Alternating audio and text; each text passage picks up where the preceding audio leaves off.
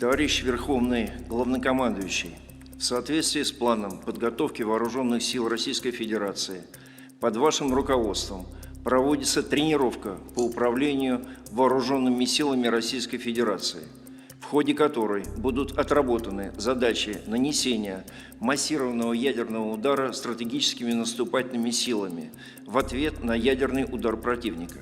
Товарищ Верховный Главнокомандующий, к тренировке привлекаются ракетная подводная лодка стратегического назначения Тихоокеанского флота, подвижный грунтовый ракетный комплекс ракетных войск стратегического назначения «Ярс», ракетная подводная лодка стратегического назначения Северного флота, 2 стратегических ракетоносца дальней авиации Ту-95 МС. Внимание, расчет, получен приказ. Есть приказ. Дублирую приказ на пусковые установки. Приготовиться к совместным действиям. Совместным действием готов. Проконтролировать правильность набора. Набор верен. Внимание! Пуск! Есть пуск.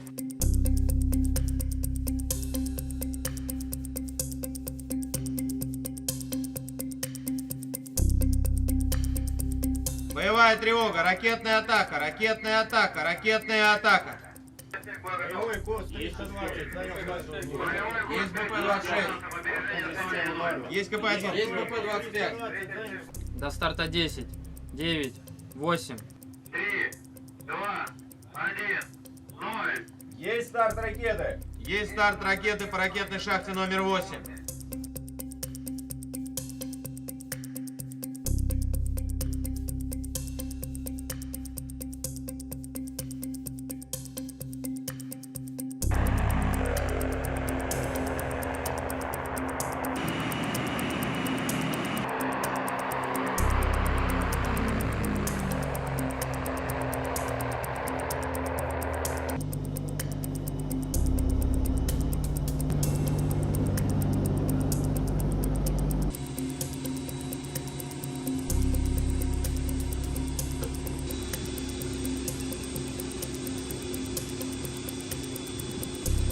Сегодня мы проводим очередную тренировку стратегических сил сдерживания.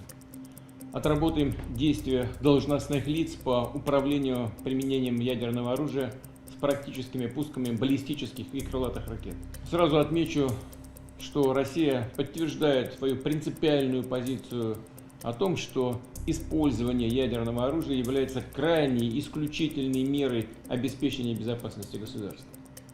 Вместе с тем, мы хорошо понимаем, что именно ядерная триада продолжает оставаться надежным гарантом суверенитета и безопасности нашей страны, позволяет решать задачи стратегического сдерживания, а также поддерживать ядерный паритет и баланс сил в мире, как объективные факторы глобальной стабильности. Учитывая рост геополитической напряженности, появление новых внешних угроз и рисков, важно иметь современные и постоянно готовые к боевому применению стратегические силы. Будем и дальше совершенствовать все их компоненты. Ресурсы для этого имеются. Подчеркну, мы не собираемся втягиваться в новую гонку вооружений, однако будем поддерживать ядерные силы на уровне необходимой достаточности. В текущем году их оснащенность современными образцами вооружения достигла порядка 94%. В соответствии с госпрограммой вооружения будем планомерно переводить РВСН на новые ракетные комплексы стационарного и мобильного базирования, которые по сравнению с предыдущими поколениями обладают более высокой точностью, сокращенным временем подготовки к пуску. И что крайне важно, повышенными возможностями по преодолению систем противоракетной обороны. Кроме того, продолжается ввод в состав военно-морского флота новейших атомных подводных крейсеров, а также модернизация стратегических бомбардировщиков дальней авиации. Все это необходимо для эффективной защиты России и наших граждан. It's all about North Korean soldiers and officers. They have both. They have both already on Russian territory. And they will use it both. They will use it on our territory. 3,000 already on the territory of Russia. 3,000 of North Korean soldiers. We think the information from our intelligence, we think that they will have 12,000 this soon. I mean soon. It's not about years or months. It's soon. So that is the first. Of course, it's escalation, and how we can. Sometimes I'm very surprised how our big partners, big strategic partners, say that we should not cross red lines and escalate, but we think that Russia does it itself. So, Mr. President, are you worried about the North Korean troops in Kursk, in Russia? I'm concerned about it, yes. Should the Ukrainians strike back?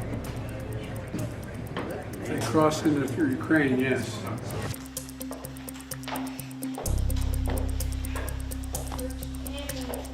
Very open and very frank conversation. I've met the president twice. North Korean activity right now, both in terms of arms exports and especially in terms of sending troops to to Russia, is escalation, expansion, and provocation. So we had a good discussion about this. My own analysis this is my analysis, not the words of the president, is that for China, the Chinese-North Korean relationship is not very comfortable at the moment. Because as a matter of fact, it can lead to escalation.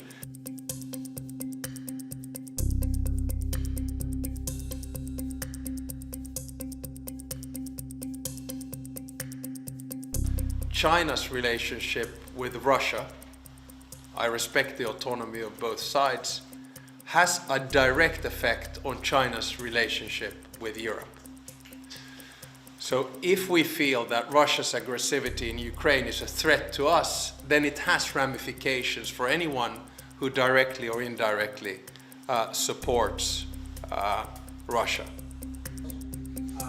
Does Finnish NATO membership have an impact on Finnish-Chinese relations? The final and fifth point I made is that it is very difficult to trust President Putin, especially when it comes to nuclear weapons. And that's why it's extremely important that a major power such as China keeps on having dialogue with Russia and make sure that we can de-escalate as much as possible. Chinese-Russian relations has an impact on Chinese-European relations. And for China, the biggest internal market in the world is the European Union.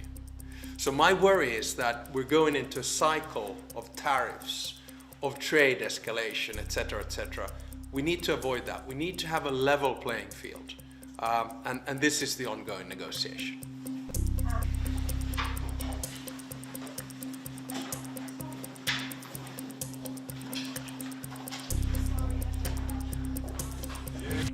Everyone, just a few things at the top, and I'll get right to your questions.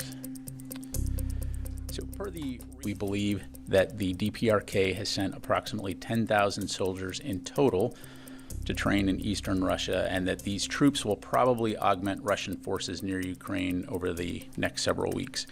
A portion of those soldiers have already moved closer to Ukraine towards Russia's Kursk Oblast near the border with Ukraine, approximately a couple thousand, with a smaller number already present in the Kursk region.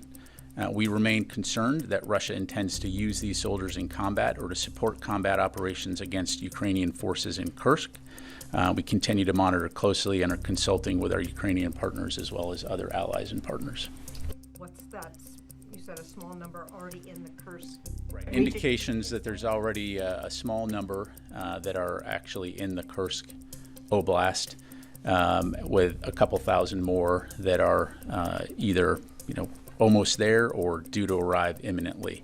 Again, we'll continue to, the rest at this time, of course, training out in the east, but fully expect that they'll move in that direction at some point. Can you sort of narrow that? Are you talking dozens, hundreds? I'm not going to go into specific numbers other than just to say at this point, we assess it's a relatively small number. Troops inside Ukraine right now? So we have no information right now to corroborate the reports that there are DPRK forces inside Ukraine. North Korea that was accepted. Who initiated the idea?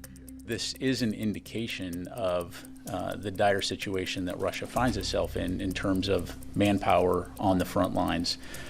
They have experienced significant casualties in this war, and the fact that they now need to outsource for foreign troops to help support their forces inside Russia indicates that there's some serious questions in terms of their ability to continue to sustain their personnel requirements. This is something that we continue to look at in terms of the relationship between Russia and North Korea and what kinds of benefit is North Korea deriving from that relationship. Somewhat related, I think we're at the There are millions of Palestinians who rely on that aid, and so implementing this legislation would pose significant risks for those that are dependent on that aid.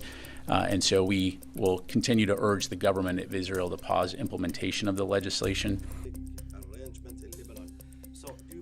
The letter that Secretary Austin and Secretary Blinken made quite clear that we're opposed to implementation of that legislation and that there could be consequences under U.S. law and U.S. policy for the implementation. So again, we'll continue to urge the government of Israel to ensure that UNRWA can effectively carry out its mission and facilitate humanitarian assistance. Fully aware of the tensions in the Middle East, and we are going to continue to support the defense of Israel from potential attacks by Iran and its proxies, as well as the protection of our forces.